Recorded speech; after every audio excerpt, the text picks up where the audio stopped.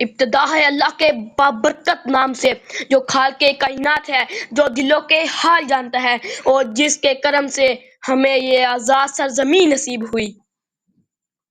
یہ سورج، یہ چاند، یہ آسماں ہمارا ہے، یہ سورج، یہ چاند، یہ آسماں ہمارا ہے، یہ چمکتا ہوا پاکستان ہمارا ہے، یہ نہ تھی کوئی عام سی داستان وقت، یہ لہو سے لکھا ہوا امتحان ہمارا ہے۔ جناب صدر، معزز استاذ کرام، والدین اور میرے عزیز ساتھیوں، السلام علیکم۔ 14 اگست 1947 صرف ایک تاریخ نہیں، یہ ایک انقلاب تھا، امید کا، قربانی کا اور غیرت کا انقلاب۔ اسی دن خواب حقیقت بنا، اسی دن ہم نے آزادی کی سانس لی۔ یہ دن ہمیں یاد دلاتا ہے ہماری ماؤں کے آنسو، ہماری بہنوں کی قربانیاں اور ان جوانوں کا خون جنہوں نے ہنستے ہنستے وطن پر اپنی جان وار دی۔ ہم وہ قوم ہیں جس نے آزادی صرف ایک نعمت کے طور پر نہیں بلکہ قربانی، صبر اور استقامت کی قیمت پر حاصل کی۔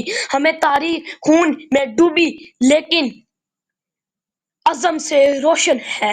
ایسی قوم کو کوئی مٹا نہیں سکتا جو مر کر بھی اپنی مٹی سے وفا کرے۔ خون دیا ہے ہم نے چمن کو پانے میں، تب جا کے کہیں حاصل ہمیں یہ گلزار ہوا ہے۔ یہی وہ زمین ہے جہاں پر اذان کی آواز دل کو سکون دیتی ہے، جہاں رمضان کا چاند سب کو ایک کر دیتا ہے، جہاں بچے ابھی بھی السلام علیکم کہہ کر سلام کرتے ہیں، جہاں ماؤں کے قدم تلے جنت مانتے ہیں، اور جہاں چائے بھی محبت سے پلاتے ہیں۔ ہمیں کیا چاہیے؟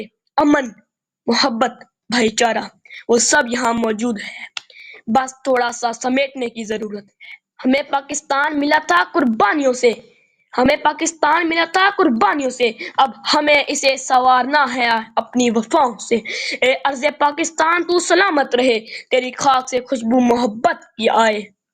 یہ پاکستان صرف زمین کا ٹکڑا نہیں، یہ ہماری پہچان ہے، ہمارا فخر ہے اور ہماری جان ہے، جان ہے۔ یا اللہ ہمارے وطن کو فتنوں سے محفوظ رکھ، ہمیں اتحاد، قربانی اور خلوص کی دولت عطا فرما، اور ہمیں ایسا پاکستانی بنا جو تیرے لیے جیے، تیرے دین کے لیے جیے اور پاکستان کے لیے جیے۔ آمین۔ پاکستان زندہ باد۔